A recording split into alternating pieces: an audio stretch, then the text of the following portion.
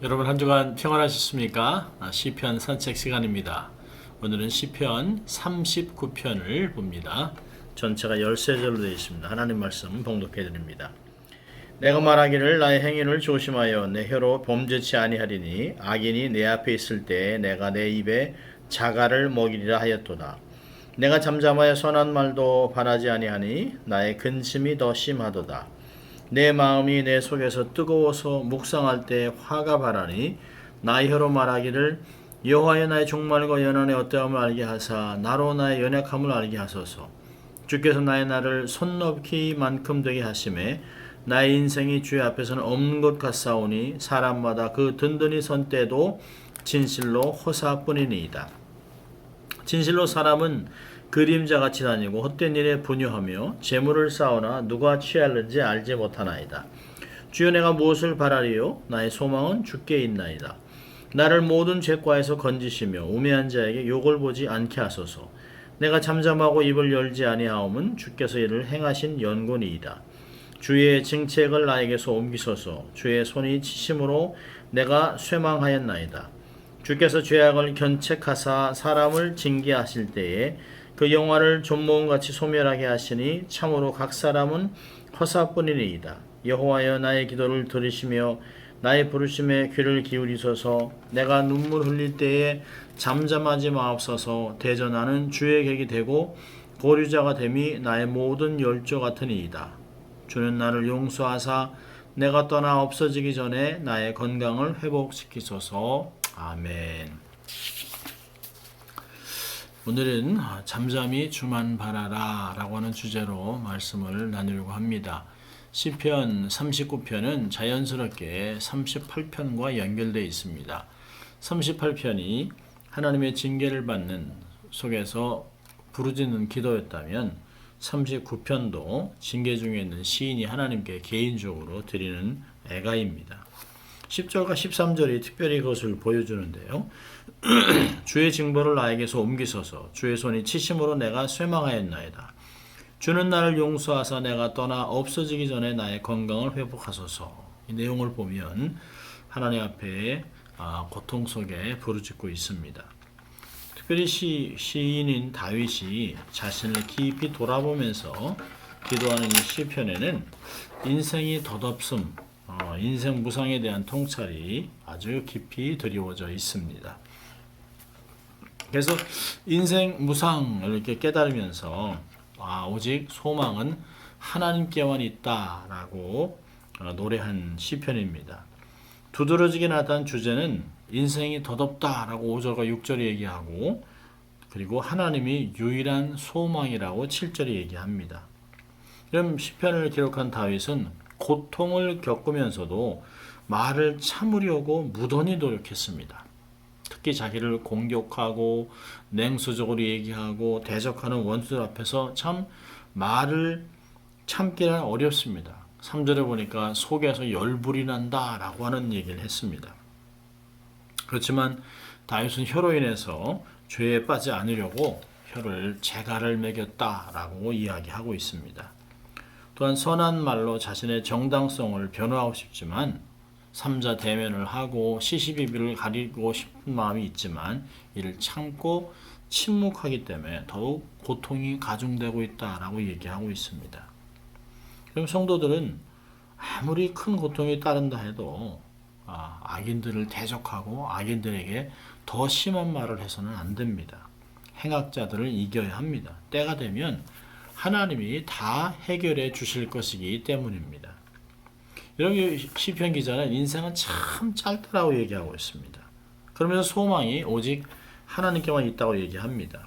인생은 사람이 보기에는 손넓이 정도라고 이야기합니다. 한 뼘 같다라고 하지만 사실은 한 뼘 길이는 이런 한 뼘을 얘기하는 것이 아니라 히브리 척도색에서 가장 작은 단위를 표시할 때 사용하는데요. 한 7.6cm 정도입니다. 그러니까 한 뼘이 아니라 손가락의 폭, 네 손가락의 폭을 이야기합니다. 그러니까 인간 존재 자체가 하나님 앞에서는 실체가 없는 안개와 같다. 성경은 여러 군데서 얘기합니다. 안개와 같다. 잠시 있다 사라지는 안개와 같다라고 사람을 이야기합니다. 그림자처럼 곧 사라져 버립니다. 그런데 이 짧은 인생을 헛된 일에 분유한다라고 다윗은 얘기합니다. 재물이나 명예나 모든 것들을 권력을 얻기 위해서 팔꿈치를 옆살을 막 쳐가면서 앞으로 밀치고 당기고 하면서 자기가 앞서가려고 애쓰고 소동하는 걸 보니까 사실 얼마나 우습습니까? 한 번의 호흡과 같은 존재뿐인 인간의 속성을 이렇게 풍자하고 있습니다. 짧은 인생을 살면서 바른 인생관을 갖고 살아가는 것 너무 중요한 것이죠. 오늘 시편에서 성도가 가져야 할 올바른 인생관을 세 가지를 얘기합니다. 첫째로는 하나님께 소망을 두는 것입니다. 7절 보니까 하나님께 소망을 두고 있어요. 인생의 헛됨을 깨달아서 탄식하다가 이제는 미래의 세계, 영원한 세계, 하나님 나라의 목표를 두고 살겠다라고 확고부동한 고백을 하고 있습니다. 보이는 것에 치중하지 아니하고 보이지 않는 영원한 것에 소망을 두고 살아가는 것입니다. 바울은 그래서 고린도후서 4장 16절부터 18절까지 이렇게 얘기합니다. 그러므로 우리가 낙심하지 아니하노니 겉사람은 후패하나 우리의 속은 날로 새롭도다. 우리의 잠시 받는 환난에 경한 것이 지극히 크고 영원한 영광에 중한 것을 우리에게 이루려 함이니 우리의 돌아보는 것은 보이는 것이 아니요 보이지 않는 것이니 보이는 것은 잠깐이요 보이지 않는 것은 영원함이니라. 예, 시편 기자나 바울이나 동일한 메시지를 우리에게 주고 있습니다. 하나님께 소망을 두는 것입니다. 두 번째로는 자신이 죄인임을 깨닫는 것입니다. 8절 보니까 자기가 얼마나 워낙 약한지 알게 해달라고 하나님께 기도합니다. 보면 여러분 바울도 의인은 없나니 하나도 없다라고 얘기했습니다. 자신이 죄인임을 깨닫지 못하는 것은 의인이라는 착각이죠. 그러니까 죄인이 아니기 때문에 주님이 필요하지 않아요. 하나님의 은혜가 필요하지 않습니다. 독립적으로 살려고 합니다. 그것이 얼마나 교만이고 멸망의 지름길로 가는 것입니까? 소망이 없어요. 죄인임을 깨달아야 하나님의 긍휼을 구하는 것입니다. 갈급한 심령으로 하나님의 은혜를 구하고 하나님의 도우심을 구하면서 결국은 천국을 소유하는 것이죠.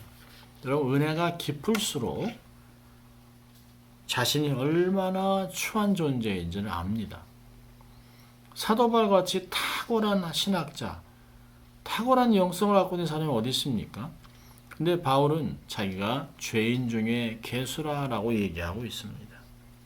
그래서 주 없이는 살 수 없다라고 하는 것이에요. 자기가 죽으나 사나 다 주의 것이라고 얘기하고 있습니다. 자신이 죄인임을 깨달을 때 주님이 귀해 보이는 것입니다. 주의 은혜가 귀해지는 것이에요. 세 번째로는 헛된 삶을 살지 않는 것입니다. 11절 보니까 그렇습니다. 사람은 누구나 목표와 욕심이 있습니다. 그것을 이루기 위해서 부단히 노력을 하지요. 근데 여러분 우리의 목표는 성도들의 목표는 하나님의 영광이어야 합니다. 고린도서 10장 30절에 너희가 먹든지 마시든지 무엇을 하든지 다 하나님의 영광을 위하여 하라라고 얘기하고 있습니다.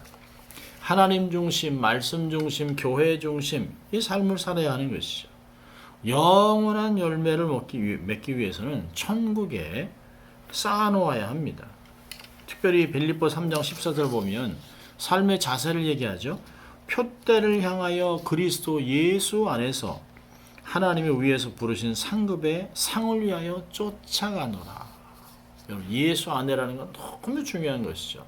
목표를 딱 정하고 하늘을 향해 예수님 안에서 날마다 앞으로 전진하는 것입니다. 좌우로 치우치지 않고 과거에 얽매이지 않고 과거지향적이 아닌 미래지향적으로 삶을 살아가는 것을 이야기합니다. 오늘 또 시편에서는 우리가 인생 중에 삶을 살아가면서 당하는 고난이 있습니다. 고난 중에 우리가 행해야 될 것을 또 세 가지 이야기합니다. 여러분 인생은 짧을 뿐 아니라 고난이 있을 수 있습니다. 아니요, 고난이 있습니다. 믿음으로 살려고 하면, 은혜대로 살려고 하면 반드시 고난이 있습니다. 이 고난을 당할 때 우리는 어떻게 어떠한 자세를 취해야 될 것인가를 성경은 또 이야기하고 있습니다. 첫째는 올바른 행실을 유지하는 것입니다. 고난 중에 더욱 조심해서 선을 실천해야 된다고 1절에 얘기합니다. 2절에 말로 범죄치 않기 위해서 입에 재갈을 물렸다라고 얘기합니다. 근신하면서 정도를 걸어야 합니다. 그럼 사람들이 잘 나갈 때는 나 감사하고 찬양하고 뭐 그럽니다. 그런데 고난을 당할 때 그 사람의 신앙 수준이 드러납니다. 고난 당할 때 택하는 태도, 하는 말, 행동을 보면 그 사람의 신앙의 척도를 알게 됩니다. 여러분, 성숙하지 못한 사람은 힘이 들면 불평하고 원망하고 막 어떤 땐 저주의 말까지 뭐 스스럼 없이 막 그냥 막 스스럼 없이 막 쏟아냅니다. 이 사람이 예수 믿는 사람 맞나 할 정도로 그렇게 막 저주의 말까지 합니다. 그렇지만 참 신앙인이라면 근신하며 정도를 거해야 합니다. 고난 중에서도 선을 행해야 됩니다. 또 선을 행하되 낙심하지 않아야 합니다. 그때 하나님이 우리를 기억하시고 도와줍니다. 여러분, 시인이 다윗이 자기가 입을 열지 않기로 한 것은 9절에 하나님이 모든 것을 행하고 있기 때문이라고 얘기하고 있습니다. 내가 잠잠하고 입을 열지 아니하옴은 주께서 이를 행하신 연고니라. 물론 지금 자기가 당하는 고난은 자기가 원하는 상황이 아닙니다. 그러나 다윗은 이 일을 행하시는 분이 하나님이라는 것을 분명히 알고 있습니다. 모든 것을 하나님이 주관하고 있다. 모든 것을 통치하고 완벽하게 주님이 이뤄가고 있다는 것을 알고 있습니다. 특별히 자신의 범죄로 말미암아 하나님이 자기를 징계하고 있다는 것을 확실히 알고 있습니다. 그래서 모든 일에, 자기가 당하는 일에 원망하거나 저주하거나 사람을 만나서 시시비비를 가리거나 이렇게 하지 않는다는 것이에요. 그저 하나님께서 행하시는 일을 자기의 삶에서 온전히 받아들이는 것입니다. 여러분, 세상에 우연은 없습니다. 우연처럼 보일지라도 그것은 우연이 아닙니다. 하나님이 하나님의 뜻을 이루어가고 있는 것입니다. 악인들도 하나님이 사용하시는 것이에요. 악인들을 들어서 나를 치게 하고 나를 괴롭게 하고 힘들게 하는 것, 이것도 다 하나님이 하시는 것을 알기 때문에 하나님이 허락 없이 이루어지는 건 아무도 없습니다. 아주 작은 참새 2마리가 땅에 떨어지는 것도 하나님이 허락하지 않으면 떨어지지 않습니다. 그것을 알기 때문에 하나님이 허락하에 이루어지는 모든 일을 순종하고 받아들이면서 입을 다물고 저주나 원망과 이런 말들을 쏟아내지 않기로 결정한 것이에요. 그래서 하나님을 바라보는 것입니다. 또 고난 중에 두 번째 할 것은 소망을 하나님께 두는 것이에요. 궁극적인 소망이 하나님께만 있습니다. 우리의 문제를 해결할 분은 사람들이 아니에요. 내게 가까이 있는 사람 아니에요. 하나님만이 문제를 완벽하게 해결해 줄 수 있습니다. 오직 하나님 한 분밖에 안 계세요. 아브라함이 고향 땅을 떠나서 타지로 간 것이나 기생 라합이 목숨을 걸고 정탐꾼을 구해준 것이나 모세가 애굽의 부경을 버리고 미디안 광야로 가서 40년 동안 유리한 것이 다 이것이 하나님을 바라보았기 때문에 바른 소망을 갖고 있었기 때문에 가능한 것입니다. 하늘의 소망을 보았기 때문입니다. 여러분, 불신자들은, 하나님 모르는 사람들은, 말씀 모르는 사람들은 소망이 보이지 않으면 자포자기하고 낙심하고 현실을 비관하다가 극단적인 선택을 하기도 합니다. 그러나 성도들은 어때야 합니까? 성도들은 아무것도 보이지 않는다 할지라도 사면초 같은 상황 속에서도 하늘이 열린 것을 알아 하나님 앞에 나가 엎드려 기도하다가 영안이 열리면서 그곳에서 하나님을 만나는 게 있습니다. 세상에 아무 소망이 없었을 것 같은데도 하나님 앞에 딱 나가서 하나님을 만나 하나님이 말씀하신 걸 듣고 깨달음을 얻어 그 세상의 어려움을 극복할 수 있는 힘을 얻게 됩니다. 현실을 이길 수 있어요. 그리고 어두움을 지나 결국에는 빛으로 나오게 되는 것입니다. 여러분, 이사야 선지자가 그러지 않았습니까? 정말 낙심돼서 왕이 죽고 나서 나라의 국운을 생각하면서 어찌할 거다 성전에 가서 하나님을 만나는 것이에요. 이사야만 그랬습니까? 하나님의 사람들, 믿음의 선조들, 우리의 부모들도 다 그렇게 했습니다. 우리도 그렇게 해야 합니다.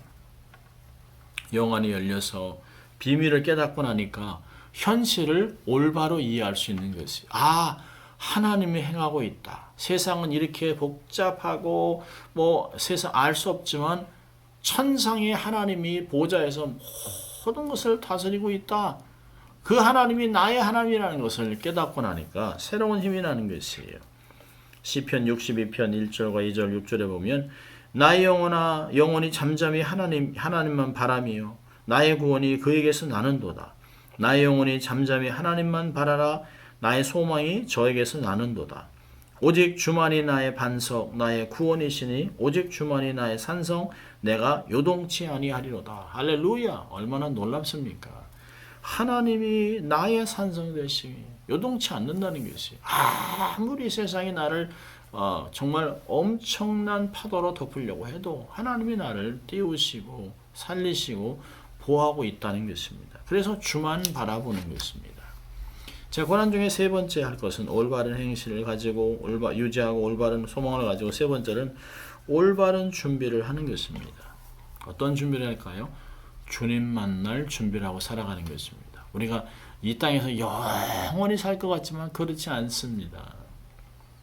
세월이 지나면서 늙고 병들고 또 어떤 때는 사고로 또 생각지 못한 때에 주님의 부르심을 받을 수가 있습니다. 늘 주님 만날 준비를 하고 살아가는 것입니다. 불신자들은 죽음 앞에서 막 괴로워하고 소리치고 현실을 저주하고 입에 담지 못할 욕을 하면서 반악을 하기도 합니다. 내가 왜? 내가! 라고 얘기를 합니다. 그러나 성도들은 임종 앞에서 주를 만날 생각을 하며 정말 평안하게 담대히 삶을 정리하면서 다른 사람들에게 도전을 하고 소망을 주는 것을 보게 됩니다. 고난 중에 자기를 돌아보면서 그 고난 후에 전개될 새로운 삶, 주님 만날 삶을 준비하는 것은 아름답습니다. 그리고 여기 오늘 본문을 보면 다윗은 자기를 나그네라고 이야기합니다. 자신의 유일한 고향은 하나님이라고 고백하는 것이에요. 그 나라의 왕이고 모든 권력을 다 갖고 있는 주에 따른 사람이 그렇게 많음에도 불구하고 자기는 나그네라고 얘기합니다. 12절에 나는 주께 객이 되고 거류자가 됨이 나의 모든 열조 같으니이다. 우리 부모님들 같이 그렇게 이 땅을 지나가는 사람들이라고 얘기합니다. 다윗만 얘기하는 것이 아니에요. 베드로 사도도 베드로전서 2장 11절에 얘기합니다. 사랑하는 자들아 거류민과 나그네 같은 너희를 권하노니 영혼을 거슬려 싸우는 육체의 정욕을 제하라. 육신의 어떤 것들을 이루게 그런 도모를 하지 말라는 것이 왜요? 너희들은 거류냐 나그네 같다는 거예요. 이 세상에 우리가 속한 자들이 아닙니다. 세상을 지나가는 사람들입니다. 세상을 지나서 결국엔 본향을 향해 천국을 향해 가는 사람들입니다. 그래서 죽음이 두렵지 않아요. 죽음은 이 세상에서 엑소더스, 출애굽을 하는 것입니다. 새로운 새 에덴으로 하나님 품으로 돌아가는 것입니다.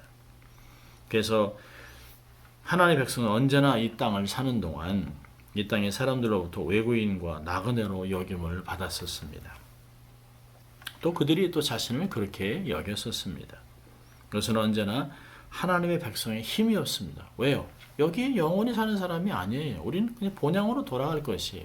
하나님 품으로 돌아갈 것을 아는 것입니다. 이 땅이 우리 고향이 아니에요.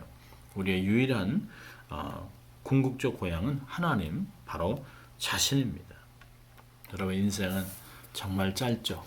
저도 어느새 벌써 60이 넘었습니다. 삶을 돌아보면 몇 분 안에 인생이 확 정리됩니다. 눈 깜빡할 사이라는 것이 이렇게 마음에 와닿는 말인지 몰랐습니다. 아주 잘 깨달아지죠. 바른 인생관을 갖고 한 번뿐인 짧은 인생을 바로 살아야 합니다. 한없이 100세, 200세 산다고 영원히 사는 것이 아니거든요. 반드시 우리는 주님을 만날 날이 있습니다. 우리가 삶을 살아가면서 어려움 속에서 불평을 그치고 도리어 선을 행하기에 힘써야 됩니다. 소망 중에 다가올 구원을 기대하고 잠잠히 하나님을 바라보면서 믿음 안에서 삶을 살아가야 합니다.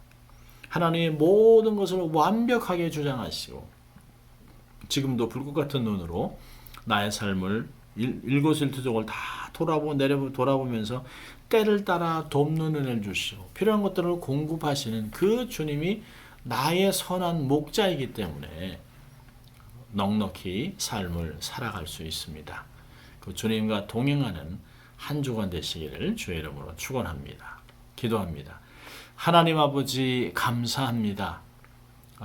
우리가 이 말씀과 같이 우리가 이 땅에서 나그네 같이 삶을 살지만 하나님과 동행하는 인생이기 때문에 결코 낙심하거나 좌절하지 않습니다. 주님이 나의 선한 목자가 되시기 때문에 내게 부족함이 없다라고 고백한 그것이 우리의 신앙 고백입니다. 주님과 한 주간 동행하며 행복하고 또 이 행복을 유통하는 그런 삶이 될 수 있도록 하나님 축복하여 주시옵소서. 감사하고 예수님 이름으로 기도합니다. 아멘. 여러분 한 주간 말씀으로 승리하는 여러분 되시길 바랍니다. 사랑하고 축복합니다.